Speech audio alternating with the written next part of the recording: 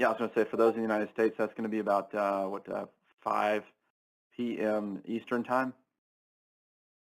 Yeah. We're gonna stop it exactly at 1 hour. We've got some other stuff to get to, plus the Super Bowl is coming up. So you guys have got the Super Bowl to prepare for, and we don't want to take that time away from you. So yeah, man. So it's been a really, really busy couple of weeks for us. We've been beavering away, as we always are. Now, you probably saw an announcement go up yesterday. Did you see that, Eric? I missed it, but I think some of our community members have seen it. I think they have, haven't they? Now, for those of you that haven't seen it, we have a super amazing, exciting announcement to make. We have incubated a new project. It is a decentralized exchange. It is called Swapsicle. It is an absolutely exciting project when we look at the build and how it's going to be rolled out. The most exciting thing for us as Phoenix Community Capital is the feedback loop that is written within the smart contract. So every trade that is done on Swapsicle, 15% of the profits will automatically return to Phoenix Community Capital. This is great news. I'm really excited for our ecosystem as it's the first product that we are launching that is directly feeding back into that loop for us. So I don't know about you guys, but I'm really excited about that. What about you, Eric? I'm truly excited. So that's 15% of every transaction fee, right? Correct. Every Correct. 15% of every transaction fee, 15% comes back to our treasury. That's done in the smart contract in the code. It's automatic. It's not a manual thing. And it's constantly running, right? We don't do any kind of true-ups or reconciliations once a month or once a week. It's constantly running. So it's going to constantly feed into our treasury. And is that going to come, what is that going to come in the form of? Do you know? Is it AVAX or is that coming a stable coin or how are we getting that? I believe that's just going to come in the native coin of that transaction. So if it's in AVAX, then we'll get AVAX to our treasury. If it's in Ethereum, I'm guessing we'll get Ethereum, Matic into our treasury. So I think it will be able to, help us be able to build an all-round war chest for our treasury. Right. We'll be able to feed that directly back into the ecosystem to maintain rewards and sustain the liquidity pool as well. So yeah, man. Sounds lovely. Amazing. Yeah, I'm speechless. Quite rare for me. Who's the so I think it's probably worth mentioning too that if I'm not mistaken, we had a meeting. The team behind it are anonymous at this stage, but we are going to be announcing them in a couple of weeks, maybe a few weeks, maybe a month. Right. That's the part I was talking about. I was going to prompt you for is that there will be a public facing team here at some point, right? There will be, yeah, there will be. Yeah. But the first thing we have to do is we have to get this smart contract static audited, don't we? So we do. That's what we're doing next. That's the next plan. So once that falls underway, then we have a static audited decentralized exchange that sustains the Phoenix Community Capital Treasury coming to market. And we've incubated this and made an investment of $60,000. So there you go, guys. Love to hear your thoughts about that. That is an incredible ROI. Think about the potential of 15% of every transaction fee on this exchange in exchange for a $60,000 upfront investment, and that's never going to stop, right? We don't have a term on this, do we? Where it's 15% for only the first year or something like that. That's in perpetuity, isn't it? That means it's going to keep going for as long as the exchange is running, right? Yeah. For as long as the exchange runs, that smart contract is going to pay into our treasury. How amazing is that? That's a pretty cool little investment, I think.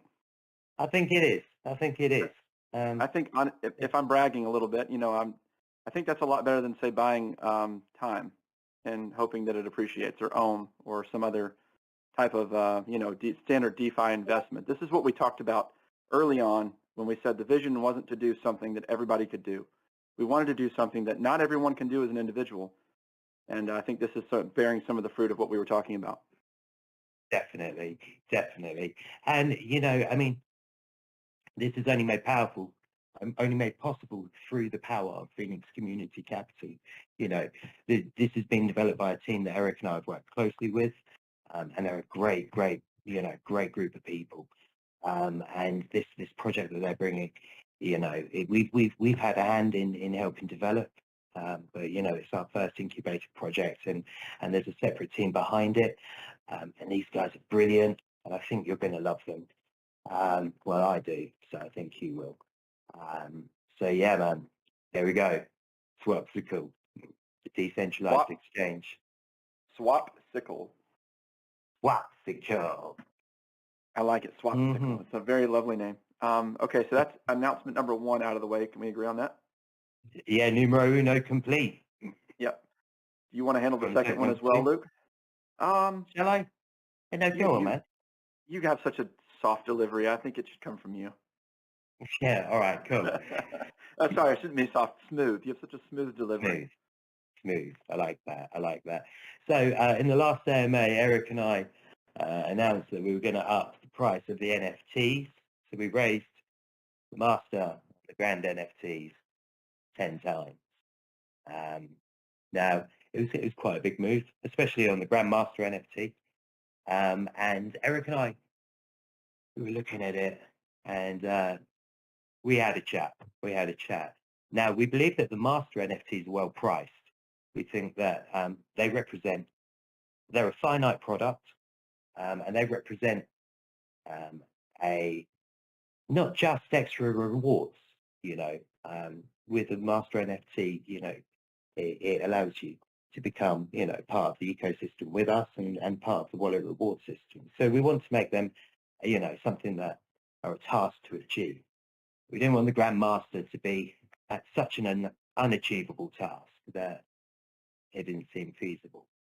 So what we've decided to do is we're going to maintain the price of the master NFTs where they are, but what we're going to do is half the price of the Grandmaster NFT. So we're going to apply a 50% discount to that. Now, but we checked about 36 hours ago, and no one had purchased a Grandmaster NFT until that time. I haven't checked since then, but once we make the change, anyone who's purchased at that full price, we'll be refunding 50% of it to them, just by way of apology. We appreciate that was a very, very big increase. We understood the concerns of the community, so you know we admitted we got it wrong. And yeah, man, we hope you guys agree with the movement moving forward. What do you think, Eric? Yeah, I think the important takeaway here is that we upped the prices, and then we took a look at it and said, you know, that Grandmaster NFT really is a little too expensive, so we're going to reduce the price. We looked and saw no one had bought, but if anyone has purchased one since the price increase, we can validate it, and then we can refund in AVAX the discounted portion, so that you're going to get it at the same price that we're about to lower it to. Right, so that's probably the good thing. I did want to say something else. I know there's other projects out there that won't allow you to do what we've done. There's one thing I wanted to mention. There was a user here that reached out to me last week. They accidentally sent fire to the contract address. I logged in, I verified, and I sent it back to them because that's the right thing to do. And I, sent it back to the exact address that it came from. It was clearly an accident. No one should be sending our fire token to the contract address. So there are other projects out there that I think people have run into the same problem before and just been told, well, don't make that mistake again. I don't want to get into it like every single day where someone's like, oops, I made a mistake. But if you guys do, open a ticket and let us know. It's not something we can't fix. And with that, the same spirit of what we're doing with this Grandmaster NFT is, I think the spirit is that we're here to do the right thing, and whatever that needs to be is what will be done. I think that's it for the NFT.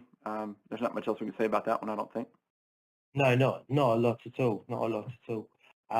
Just to reiterate what Eric said, we said we won't always get it right, but we'll admit when we're wrong. We'll rectify it. No, I think that's good. Let's open the floor. Let's get Xander and Chase up. Phoenix, no. Come on, Xander.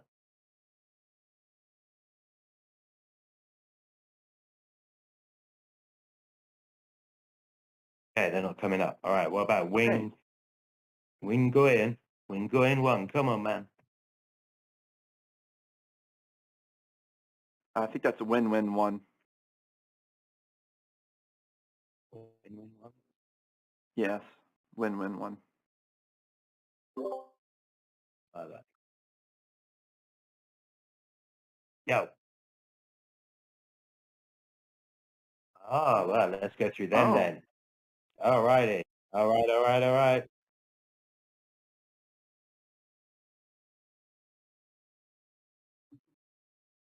Brilliant. Oh, this is great. Well done. All right. So, is anyone up here yet? Because I'm not looking anymore. I'm looking in the AMA questions. Shall I ask a question? I think this is an interesting format because now we have to swap back and forth. So the first question was about Certic. Let me get back to it real quick. There it is. The first question. All right, so the first question is about, is there a reason why Certic can't confirm Luke being doxed to them? Something as simple as replying to Luke's tweet, etc.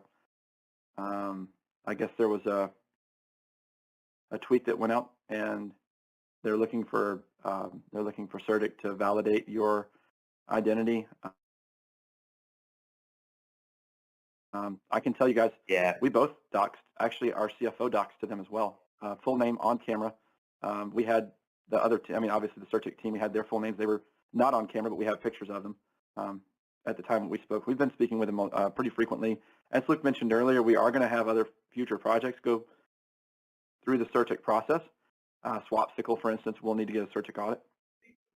So we will leverage our relationship with Certic to accomplish that. I don't know. I didn't see the source material for this question. Oh, sorry. Right. So there's, I guess there was a tweet. Maybe Jordan. I've heard about it. Jordan, can you come up and I've heard about it.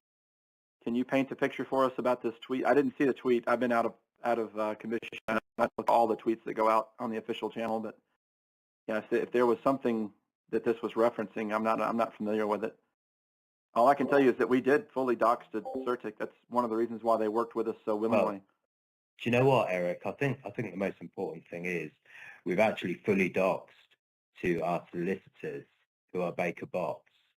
So should we engage in a crime, Baker Bots, our solicitors, have all of our information, and that's what they're there for, to protect. They're not to protect us, to protect the company and to protect the asset. So we are fully doxed to our solicitors. We've met with Certic, but we're here, we're clear, and we're keen to do the right thing. For the Americans or others in the room that aren't familiar with the term solicitors, in the UK, lawyers or attorneys are referred to as solicitors. So that's our attorneys, our lawyers that we work with, Baker Bots, and they do have all of our information, including my driver's license, home address, everything. So, and Luke as well. So we're fully, and they have an obligation that if we committed some type of a crime, that they would have to report it. 100%. They have to uphold the letter of the law. That's their job, and that's what we're paying them to do. So yeah, I think that should give you guys, a certain amount of security and knowledge. I don't know of anything better than that to do, really. There's no single thing that we can do to secure the community more than that, Eric, is there? Well, we are going to be putting our pictures on the website with LinkedIn profiles and full names. There is that. Yeah. Yeah. That's coming.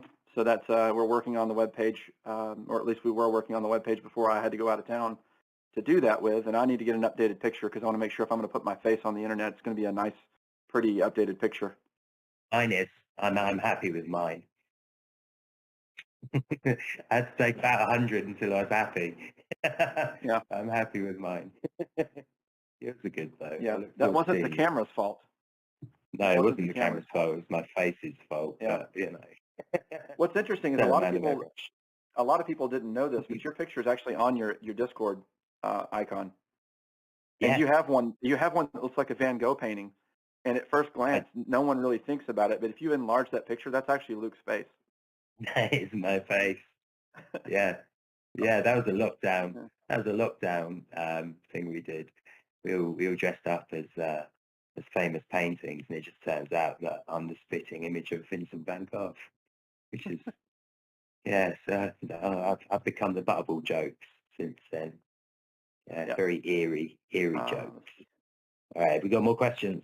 I got a text from our moderator, Link. I don't know where it went. He was trying to, I think, give clarification. Listen, we've got JT here. He's waiting. He wants to talk. Should we? Oh, here's Link. Hey, Link. Up here. Hey, you could just jump up here and give clarification. Hey, Link. I have the power. You do have the ability to join, sir. So I think the source of that question from Certic is you guys have said, like, you know, we fully dox Certic, we fully dox our solicitors. The community members are looking for a confirmation back from Certic, like a two-way communication saying, yes, they actually have done this as a, you know, a comfort level. You know what I mean? Oh, okay, like an official statement. It's not like a he said, she said situation. Like, we're saying we dox to Certic. Okay, can you confirm that back to us? Can Certic confirm that back to the community? I think that's what they were looking for. I think we could we'll ask Larry and see if we can get something official. That shouldn't be too hard of an ask. Yeah. I'll tell you what, I'll go on mute so you don't hear my typing, and I'll type him a message right now. I'm typing now. Oh, okay, well, never mind, Luke. Yeah. Luke already beat me to it, yeah. We'll send him a chat message and say, hey, can you do this for us? Not a problem. And make it an official statement, you know. Yeah, there's a lot of audit companies that will go out and tweet from their things, not Certic, but other companies that other projects have done, and they'll tweet and say, yes, we have done the Certic audit for them from their official Twitter handle. Well, so I think that's kind of it, yeah. There's no doubt they've done the audit, right? No, they're talking about the doxing part. Yeah, we can't fake their website. That's their website. Yeah, that's a good point. That's a good point. Mind you, in light of what's happened in the last 24 hours, you know, I'm willing to do that to put you guys' mind at ease. You know, it's a dangerous world out there right now. I'm not going to comment on it. I just hope that everyone in here does their own research before they enter a project, and make sure, you know, that you don't just ape in on reading a tweet or something like that. Yeah. Yep. Definitely. So I've asked the question. Do we want to go through the AMA questions that have been recorded prior to this in this text chat, or do we want to ask people on stage, or do kind of a little bit of both? Well, let's do a bit of both. Ask a question. Okay. We'll read a question out, and then we've got JT here. I'll pull up JT afterwards, and then maybe we'll go back to a question. We can just like let it free flow. Okay, so here's the next AMA question that was from on DEX. I don't know, ONTDEK. That's you know what that is. Might be Yorkshire. Okay, I want to know. I don't know. It means so on the deck. Hey, this is a decent question too, because it's been asked before, but it's probably worth clarifying so we have new members joining constantly. A slow rate of growth has been defined as ideal for the project. What is the impact if growth is faster than hoped? Does that affect sustainability in any way, and if so, how? Oh, that's a good question. I love that question because it means that people are really thinking about the project and they're wondering about the sustainability. And I mean, Eric and I, that was the first thing that was what brought us together. We were talking about sustainability of projects, and what we learned was projects that are growing too fast are not sustainable, because when you build a building too high, you have to build it thin. So the quicker it goes up, it'll go high, but it's not going to stay there. It's going to topple and wobble and fall over. And then you think about the pyramids. You know, the pyramids are set to a specific angle, and that angle of growth allows that pyramid to stand for thousands and thousands of years. So we based our model on things that work. So we just, you know, looked at different models, and we figured that, you know, too fast is just as bad as too slow. Everyone focuses on too slow, so they ham it up and they go into overdrive and they accelerate out the path. So they go too fast, then bang, it hits the top and then it dumps. So we wanted to just make sure that we just came out, poodling along, you know, 30 mile an hour, just pottering along, just growing slowly, growing slowly. And we're growing faster than we'd like, but there, you know, we've hit periods of where we've grown slower as well. And the sustainability at the moment is looking really, really good. I'm really, really confident in where it's going. There's a couple of things that we're looking at, you know, a few things that we may change moving forward, nothing drastic, and nothing that we're going to speak about at this time, but just to let you guys know that we are constantly looking at how this project evolves, and sustainability being the number one focus of it. Obviously, we've got swaps, but we've also got Pink Banana coming up as well, and a number of other key projects as well. So the sustainability is a really interesting question, but we modelled it and we've worked out our perfect growth rate. You know, life isn't always perfect, is it? So we have ways that we can speed it up and slow it down.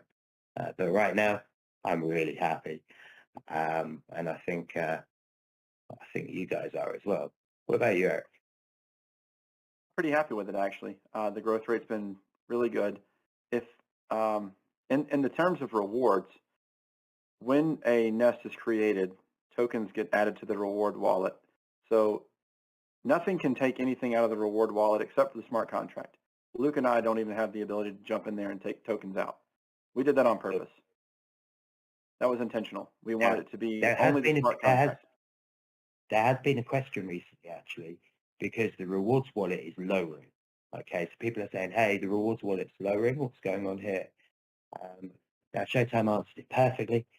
And all that's happening is when we launched, we had a large number of nests grow in a short number of time. And that created a big bank of rewards tokens. So at the launch, we're oversubscribed. We're oversubscribed for the rewards. As the project levels out, that number will drop like a bell curve, and it will hit its happy medium. And then that's when we get to watch it. That's after about 90 days that we see that level out. So don't worry about the rewards pool dropping. That's natural, and it will just soon hit a place where it will bounce, and it will just maintain that nicely. Yeah, we did that when we did the model before we launched the token. I think it was at around the 30,000 nest range. There was some fluctuation between 10 and 20 and 30, but once it hit 30, it really started to level out, and that's where we find long-term sustainability in the model that we ran. It's good to see, and it's nice to see the project is acting close to our models, isn't it? It is. It's never perfect. It's not, none of what's happening is any cause for concern for us. We've already planned this. It's following the models that we predicted it would run. So we're right in line. Neither one of us are worried about that. No, I'm still really, really bullish on it. Still well happy. Project is growing exactly in the way I'd like it to. So yeah, man. Should we pull JT up? Yeah, go ahead. Let's pull somebody in. Go on, JT. I'll read through the questions, and we'll try to skip some of the more. I don't want to just skip people's questions, but some of them are redundant. They have been asked before several times, and you can find the answers either in an FAQ or a previous AMA recording. So with us only having about 30 minutes left, I don't want to go through some of the more obvious. Do a little bit more research, and you can find the answer questions. Cool, guys. Hey, Can you guys hear JT. me? How we doing? Yeah. Very good, man. I How hear you you just doing? fine. Thank you.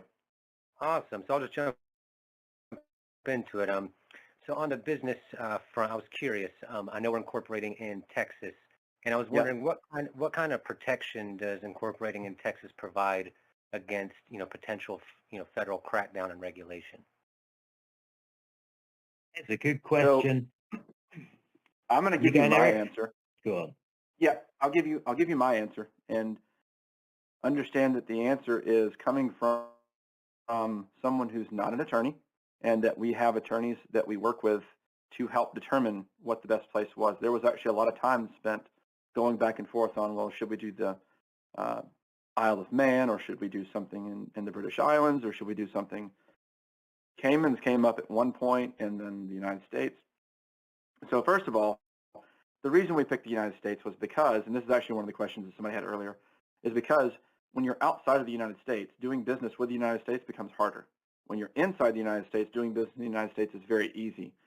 People around the world like to do business with the United States, and the United States makes it easier for us to do business globally, while also having the ease of doing business in the United States. With regard to SEC regulation and regulatory compliance, I assume that's what you mean, right, JT? Yeah, correct. Okay, so we don't know what that's going to look like yet. Still a little in flux. Just because you incorporate in Texas doesn't mean you have to stay in Texas. You can move headquarters. I think Ripple just did that. They moved theirs to, I think, Wyoming.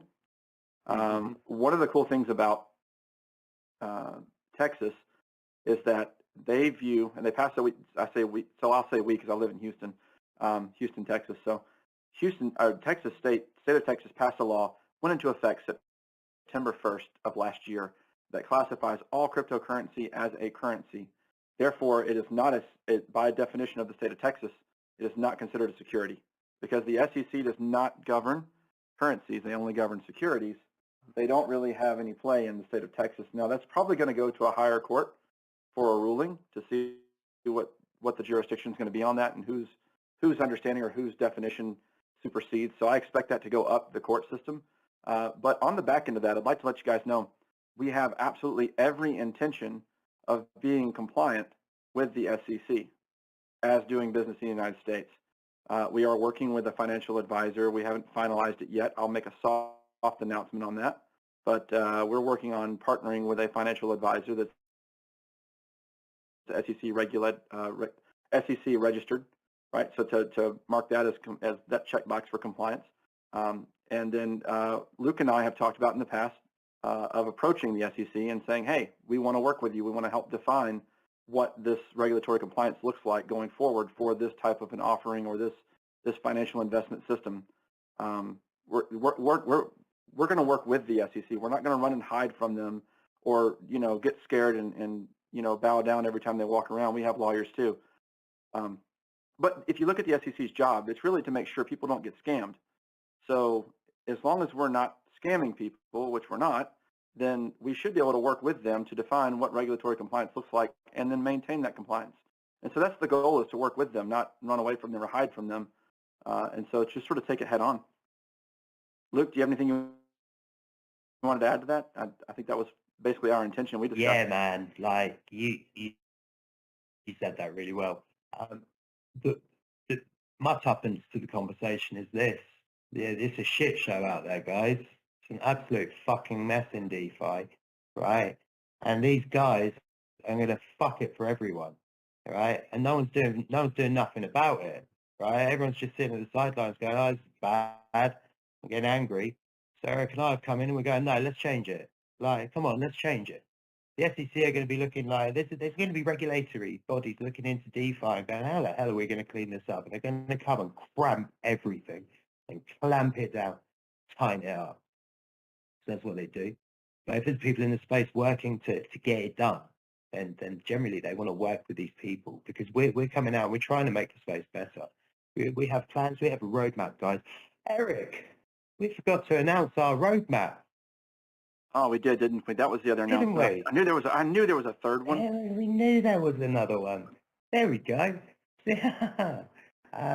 So yeah, it's in our roadmap. We plan to help clean the space up. We're not scared of regulators. The only people that are scared of regulators are people that are doing it wrong. We're doing it right. We've gone to Texas to put our feet down and just say we're here. Come on, guys. right, let's see what we can do. Don't know what you guys think about that. What do you think about that, Jeff? That's wonderful, man. I agree. That answers the question, and yeah, I greatly appreciate it. And I'll jump back into the mix and let you guys keep going. Thanks, man. Thanks for coming up. Yeah, you guys take care. Yeah, thank you. Appreciate it. Hey, Luke, there's a couple of questions in here I wanted to make sure we get to as well in the AMA question. Yeah, brilliant. Barefoot Julia sent a message. What Said, I'd be name? curious. Barefoot Julia. Great name. Yeah, Carry on. she writes, I'd be curious to know how the NFT wallet trust system gets enforced. What would be the consequences from Phoenix if a whale sells irresponsibly?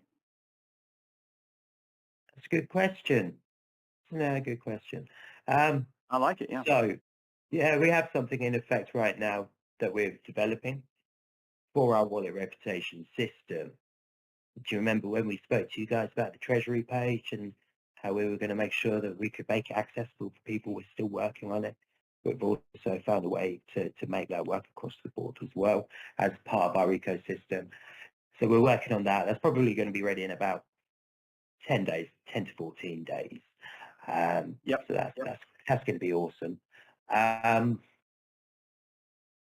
Alongside that, what was the second part of the question, Eric? That was it. What do we do if a whale sells irresponsibly? If someone is selling irresponsibly, as a whale comes in and sells irresponsibly, I think we actually don't have that problem. I mean, we possibly could, No. but we've done a great job of educating people on how to sell responsibly, and they've been doing it. I don't really see many people selling irresponsibly. Right. You've also got to understand this, like the whales are like going to be the most reliant on this, because Right. they'll be earning the most out of it. So if anyone wants to see this project survive the longest, it's going to be the people who are earning the most out of it. So from that perspective, you should not worry about whales dumping on the market, because if they do, they're only fucking themselves. And,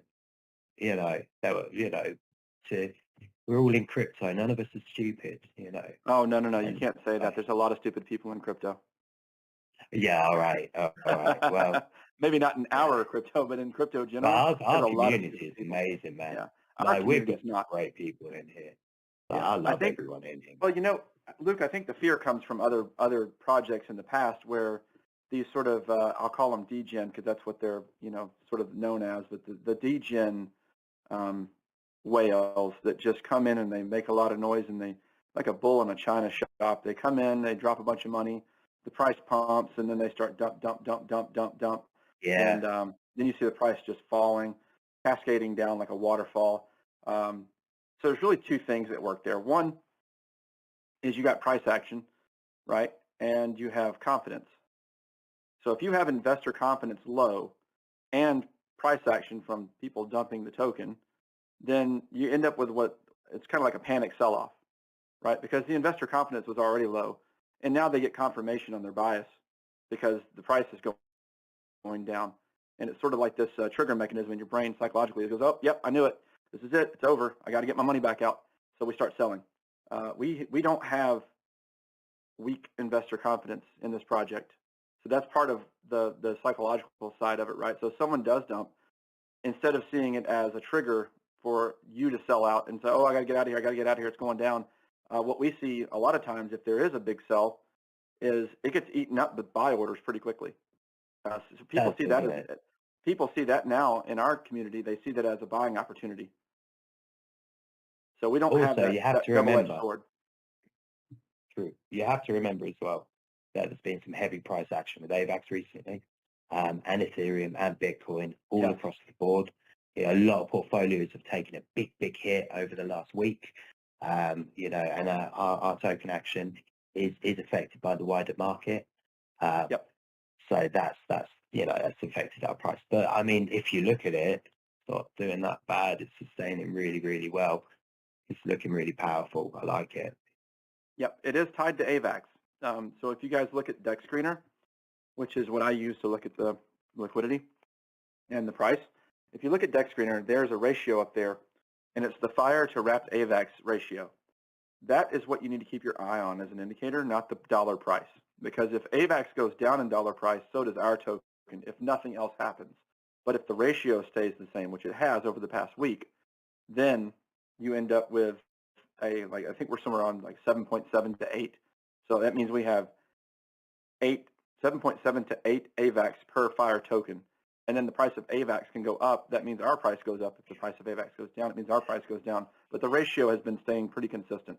So we haven't seen a lot of selling pressure or a lot of sell-off. If the price is going down, go look at AVAX. AVAX is probably coming down a little bit too. That's where that's coming from. Mostly. Yeah. Should we get investment guru up? Absolutely. Come on, man. Come on up. Hello, can you hear me? Hey. Hey, how we going? Very good. How are you? Good, Hey, thanks, welcome. mate. So I've got a couple of questions, just I'll keep them quick. So first of all, I'll go with what's the benefits and downfalls that have occurred so far with the Pangolin Super Yield Farm? So far. You know, I haven't looked at the yield farm from Pangolin yet. I've been out, so Luke, you might have to take this one for me. I just as an announcement too, if anyone's wondering, I don't know that we've made an announcement, but I had a death in the family, so I've been out of town and dealing with my really close relative of mine passed away last Friday on the 4th. If that was a Friday, I don't know if it was a Friday or not. The days are running together, guys. But had a death in the family on the 4th of February. Have been dealing with that for ever since. So I've been a little out of pocket. I've been trying to keep one hand on the wheel and keep my eyes on things, but it's been a lot of effort here. So with respect to your question, we did the Pangolin thing during that time frame where I was out of pocket. So Luke, if you have anything to add to that, I don't really know a lot about the Pangolin other than I know we talked about initiating it. To get more liquidity into the market. Absolutely great way of doing it. It's a great way of getting increased token usage. And yeah, looks good. Now I've noticed the price action has been a bit tighter between support and resistance since we've gone on Pangolin. I'm watching it like a hawk, don't worry.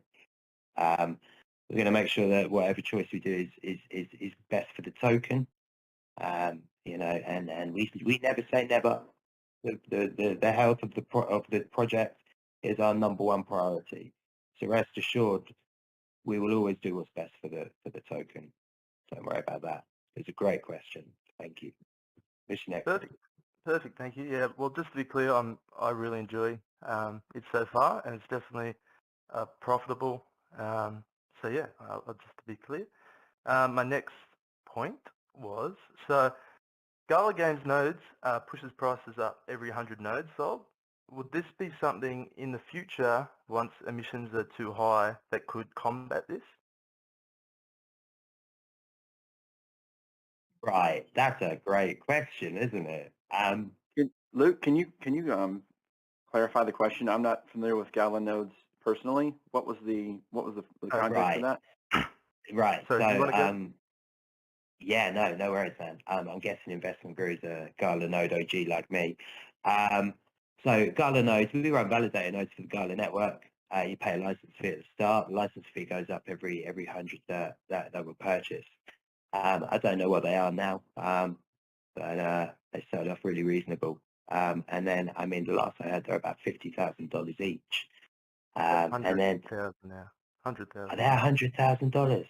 Yeah, about that. Blimey. I'll let you take over then, man. I've been involved, I've wrapped up in the Phoenix too long, man. Tell us, because they've just done Gala music notes as well, haven't they? Yeah, I'm Do you know not much too about familiar. them?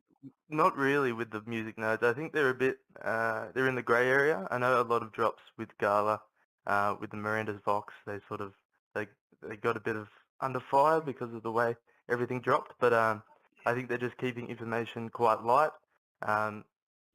Putting the trust back into the investor. They come in, buy it up, and then they sort of release the information because they're so big. They can do that now. Yeah, that's my sort of point of It's a view. huge project as well. Huge project. So basically, Eric, now in order to get into these nodes, which are proper nodes, it's like $100,000 now, but you get a Gala reward every day for validating. Okay. and it's quite a profitable venture back from the start. Yeah, it's a good question. Now, I mean, with us, we're not validating those. We're Nest. We're a reflections token. We do have ideas in the pot for what's it called when you go into like the last 3 minutes of the game, or like overtime, or in extra time. We've got some Hail Marys set up. So we've got plans, but I like the idea of the raising of the barrier to entry when the emissions are too high. I like that. We need to test that theory, Eric. What's your thoughts? I'm willing to investigate and proof out anything. Awesome. So the next thing, I just quickly, would Phoenix Capital, so with Gala Games, right, they've collabed with Decentraland, they've collabed with Sandbox in the recent drop. They've done these shoes that are NFTs, which can be used in each universe, or each metaverse, sorry. So they've got utility over all 3 chains, or all 3 projects. Is this something that Phoenix Capital would stretch out to, let's say, well, I'm not going to give any examples of other projects, but I think Fire is obviously the most transparent at the moment. So if other projects prove themselves to be as trustworthy as Fire, would there be potential partnerships going into the future? There are young projects that are reaching out to us that want our support in development. They've seen our model. They want to develop it. We're happy to talk to anyone, man, who wants to do it right. As long as you do it right, then we're all good, man. As long as you put people first, put the community and the investor first. Yeah, put them before yourself, and then we can work together. But if you're greedy, if it's all about you, we don't want to work with you. It's what's very clear now in the market is that people are actually switching on to what we've done, and I think actually some of this is a really good idea. They're asking for audits now. They're asking for docs and KYC teams. They're asking for what we've been doing. So it's nice to see the changes that we're already making, and this is just the beginning, guys. Not even 2 months old yet. Look at the impact we've had already. But no, definitely have to work with people. Awesome. Yeah. So I've got one more last thing. Well, it's a split thing. So metaverse and gaming ? Is that a thing that you guys would think about in the future? Yes. Awesome. We'll keep it at that. Yeah. That's Eric's question. So yeah. There you go. So there's I'll tell you there's some stuff there's already some stuff in the works. Yeah, I'm already engaged, and Luke and I and Phoenix Community Capital are already engaged with some discussions, early preliminary discussions, and I don't want to make any announcements at this point, but we're definitely interested in that as a means of adding utility to the token and investment capital. I'll just leave it at that. More details to come later. Awesome. We got some cool shit going on. We really do. Call it cool shit. Really do. It's proper cool shit. Yeah. Cool shit. Proper cool shit. Proper. That's awesome, man. That's awesome. Yeah. I used to play a lot of World of Warcraft. I was locked away from days and days for years and years when I was younger. Since I've obviously not played, but since I've played a bit of Fortnite, so a bit of the MMR. So I do love the gaming side. So I think, if you guys can implement that, that's going to push you so much more further towards the future. So completely last thing, and I'll let you guys off.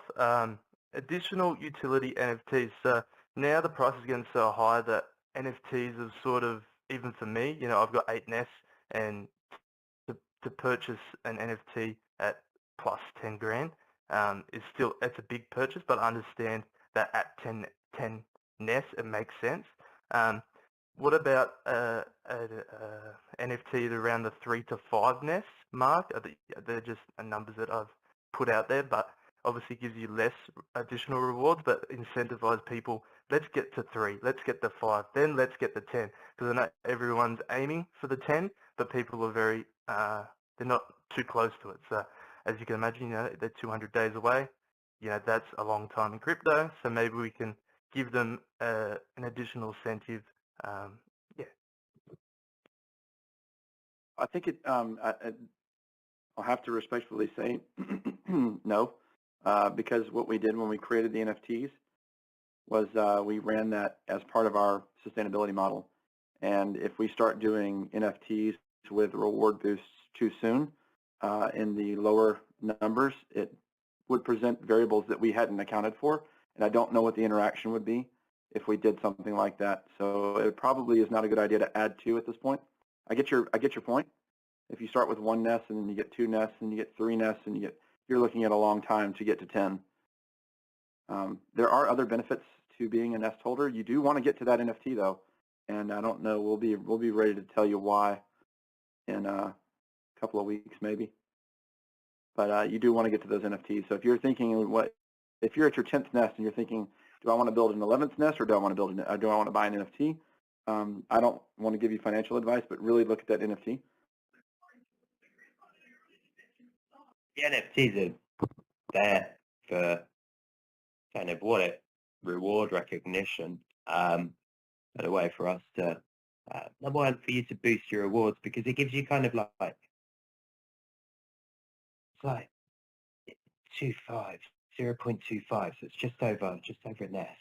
So, it does help add up. So do look at it. Anyway, there's definitely cool shit coming in the short term. We have got our roadmap that we failed to announce. That was awful of us, Eric. It just means we've got so much cool shit going on. Do you know what I mean? That we forget to announce it does. Cool shit. And by the way, this is a picture. This is an infographic. Right? We're going to release this timeline, this roadmap. I mean, it was ready a week ago. It was ready a week ago. Unfortunately, these guys were waiting on my approval, and I was away. Sorry. It wasn't your fault. It was my fault. I'll take blame. Okay. That's okay.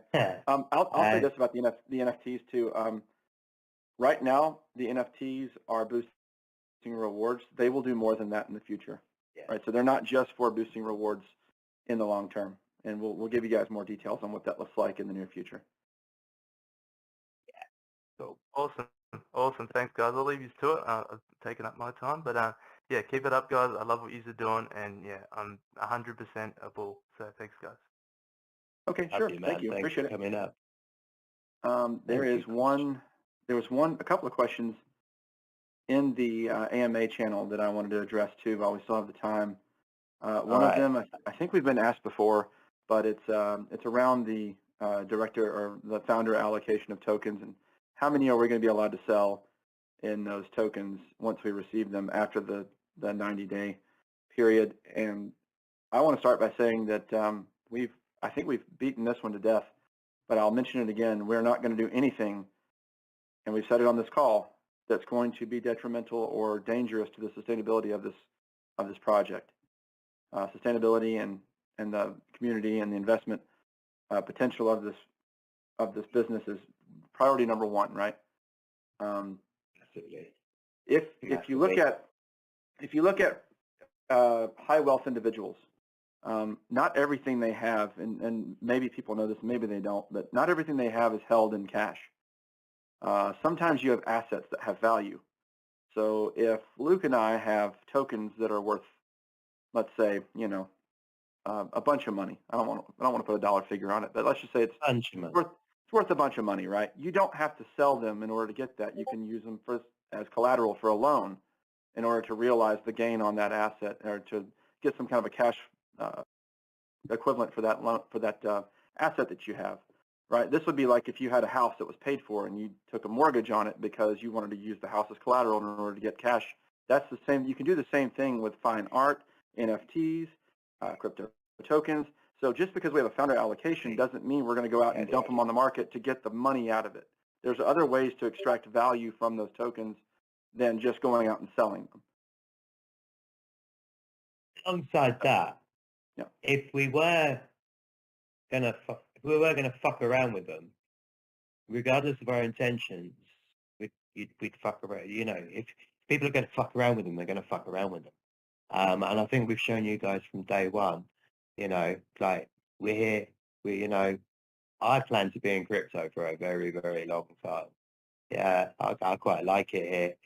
You know, we enjoy the space. We're making the space better. We're good for the space. The space is good for us. And I don't intend on going anywhere. What do you think? I'd just drop a load of tokens on the network. No chance.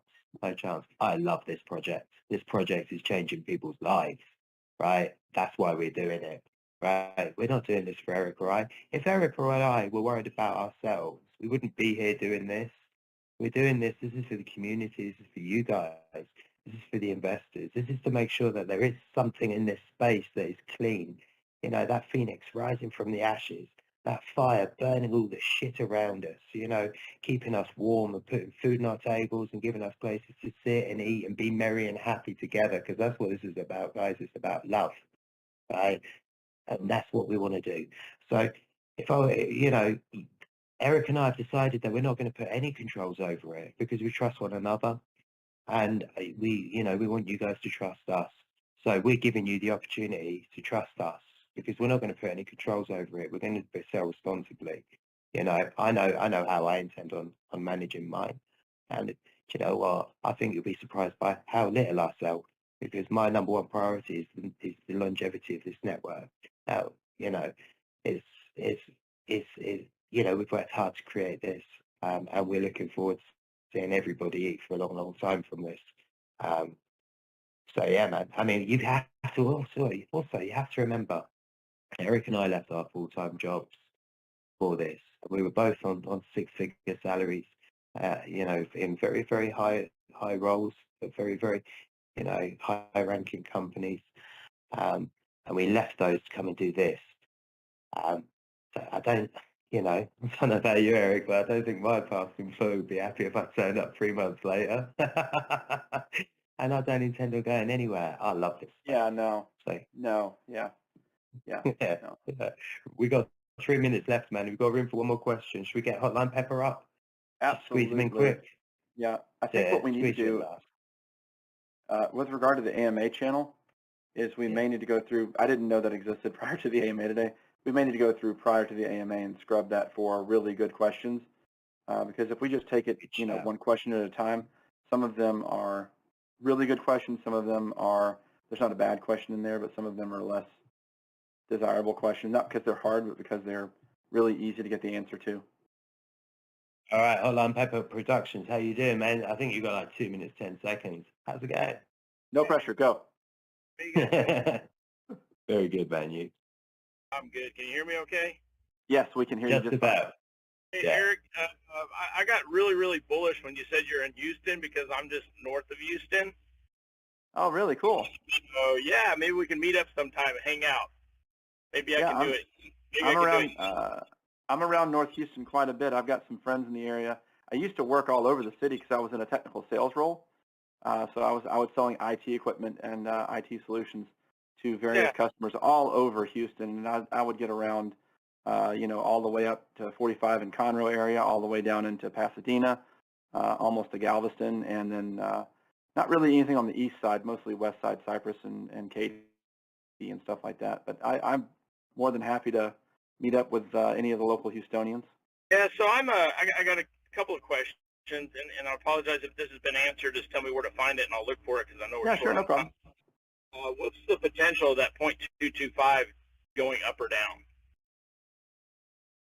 Low, very low. Up or down? Up, definitely not up. I don't think we have any intentions of going up. No. I don't like the idea of, why would you go up? I don't like the idea of that. Yeah. We've said it before. We're not doing fractional nodes.